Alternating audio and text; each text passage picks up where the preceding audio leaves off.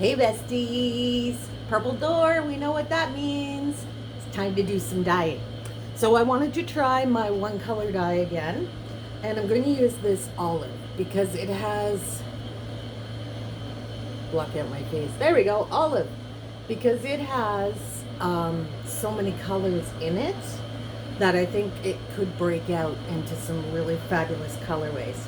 So again, I have my dishwasher running. I don't know why I always have my dishwasher running in these videos. Probably because I clean my counter just before I start filming. Anyways, I think what I'm going to do is I'm going to mix up a really concentrated blend of this. And I'm not going to add any citric acid right away. I'm going to pre-soak my fiber and then I'm going to dump the dye on. So I have my kettle boiling so that the water that I pre-soak in will be hot, and I'm going to get that started, reposition the camera, and let's see what we can do with some one color dyeing with olive. Back in a minute. All right, I don't want the water super hot. I just want it warmed up. So it's at the purple stage. This has really cool lights for the different stages of temperature. But I'm gonna pour this all over this. Oh, splashed myself. Good thing it wasn't boiling. So now I put on another kettle of water to mix my dyes with. I'm going to get this all pushed down in.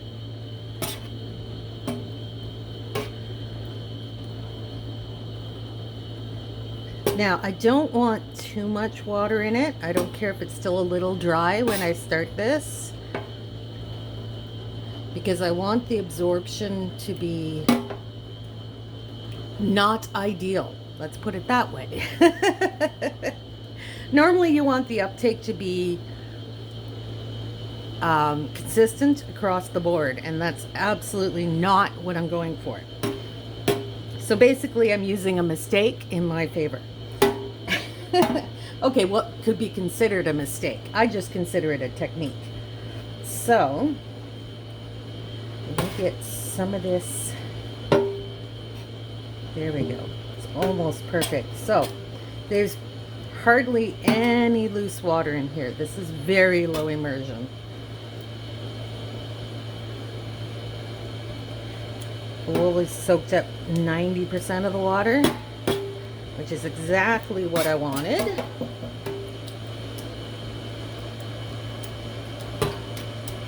Okay. And then I'm going to use my 1/8 of a teaspoon. Remember how the olive looks orange? Well, I'm going to use 1/4 of a teaspoon, so that's going to be 2/8 of dye.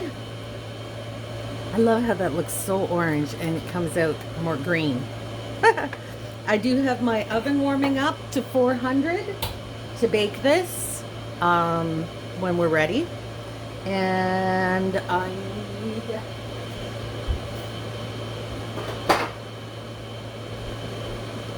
I will need my citric acid. So actually, for fun, I have these two real lemon, real lime things that have expired 2021. But I'm sure they'll still work for an acid bath, so maybe I'll use these up. This one expired 2020. But they're probably still good. They're still liquid. I'm going to give those a shot and see what happens, because they are basically acids. They're like vinegar, right? So we're going to use those today just for extra fun, so really mess things up. Okay, I'm just waiting for my kettle's almost out of boil. Just waiting for that to boil, and then we can mix up our dye and get started with the great experiment. We got the dishwasher running, the kettle boiling, the oven on, the tin foil out, the pan out. It's like we're cooking. And I have my coffee. You know, coffee's important. And our oven is warm and our water is hot. So I'm going to put just a splash in here. probably too big a splash, but we'll work with it. And you can see how that orange instantly turns that khaki, that olive, that greeny brown.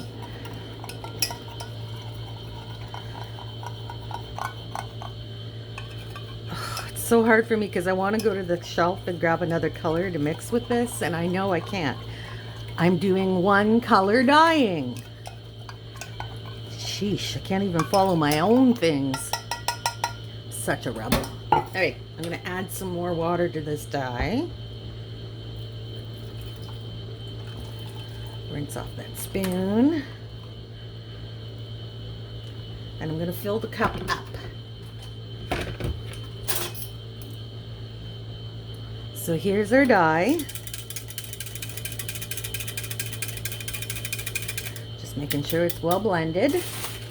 And I'm going to switch to my right hand because I am a right-handed person. And I'm just going to add this dye at this end. That's the only spot I'm adding it. And where's my spoon? Here it is. And I'm just gonna squish down. And then just kind of force it further down.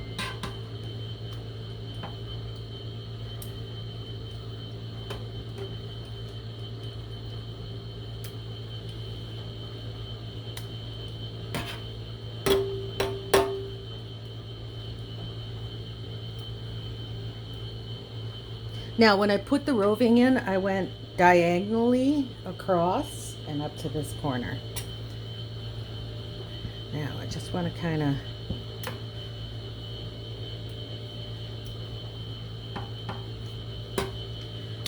just take a little more over here.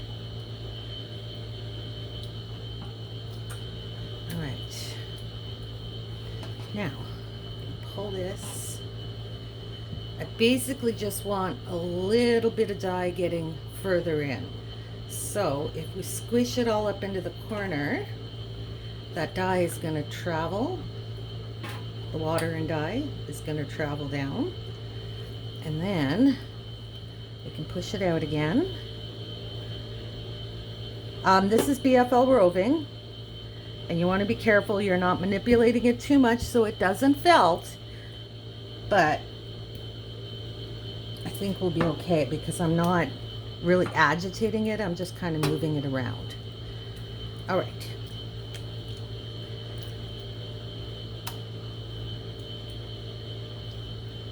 I want some little spots of darker color up here.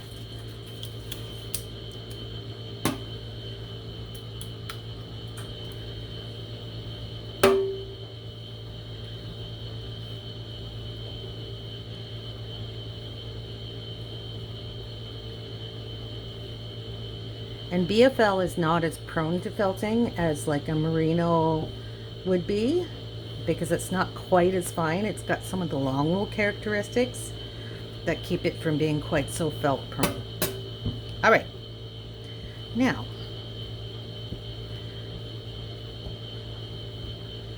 I think at this stage I'm going to add the citric acid. Because I'm liking how it's looking. I like that kind of ombre effect. So I'm just gonna add in this lime juice. Use this all up.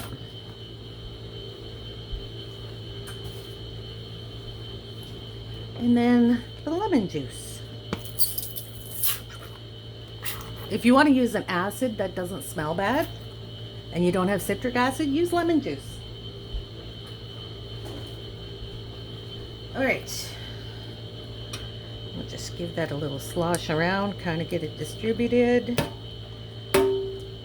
We may end up having to add some citric acid too, because that wasn't really a whole lot of acid for something this big.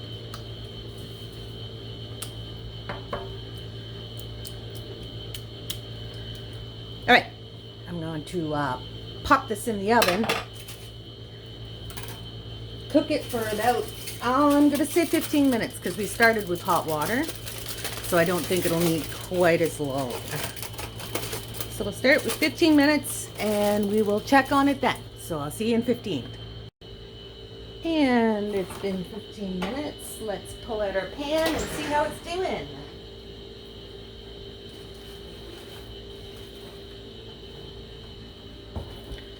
There we go. Are we ready? Maybe a little bit steamy. Oi, oi, oi, she worm. All right. Woo, I'd say she's steamy. Got my glasses. Did it get you guys too? Ooh.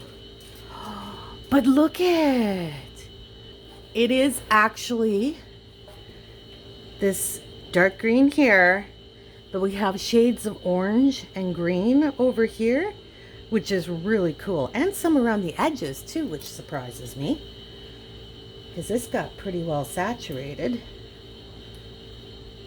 Okay. And the uptake has actually been really good. I think if we just let this cool, it will absorb the last of that dye. And there we go. I am so happy with this, actually. I really like that. It's like the mottled olive into the orange. Oh, I quite like it. And there's a little bit of color in this corner, but hardly any at all. Wow, that lime and lemon juice worked really well. You're like, honestly, it's your citric acid, right? It's just in its natural form. So, wow, I am so happy with how this turned out. So I'm just going to let this cool and let it absorb the last of that dye. We'll wash it up and get it out to dry, and I'll be back with some results, and we'll do some spinning with it, because I think this is going to look really cool in yarn form. And I did it with one color. Look at me go. Okay. Just make some room on my stovetop, and I'm going to set it to cool, and we'll be back with results in a bit. I'm going handheld just to give you a better idea of what this dye looks like. Like, look at those rich browns and olives fading out into these subtle greens and oranges. I'm so happy with this. Okay, back to letting it cool. It's results time. Here is our single color dye. And I am so happy with this. The way it's like the golden brown olive on the inside, and then the oranges and the greens. Like, this was exactly what I wanted, was like different tonal colors. It's so pretty. And despite going corner to corner, it did end up working out from end to end, with just some little bits of darker colors spread into the lighter. Look how pretty it is. This is like a golden bronze. It's so pretty. And it's soft and it's fluffy, and I don't know, I think it's a little bit cotted. Actually, it's not bad at all. A quick snap should clear that right up. But this just worked out stellar. I'm so happy with it. Now, let's spin up a sample and see how it looks in yarn form.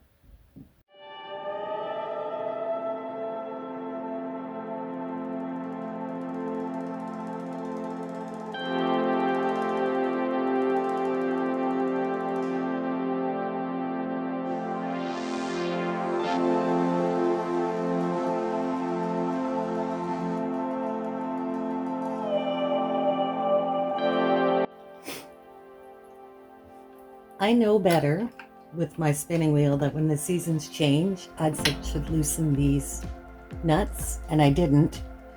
And now, oh, there we go. The wood is swollen, so it kind of gets jammed in there. I wanted to add a little more twist to my yarn, but I don't want to change my treadling speed. I try to use my whirls, smaller whirls, to get more twist in rather than to spin faster, because that's not good.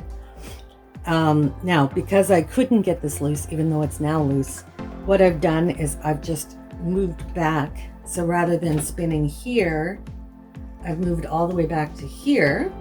Let me adjust. So instead of spinning like here, I'm sitting way back, and then that way it takes it longer to get onto the bobbin, and it will add more twist, because I wanted just a bit more twist in my yarn. There we go. It's a little better now. So I'm going to continue to sit back like this. That's how I started, and it's working fine. So I'll continue at this whirl size. I'll just sit back and do my spinning. I just wanted to explain what was going on. Back to it.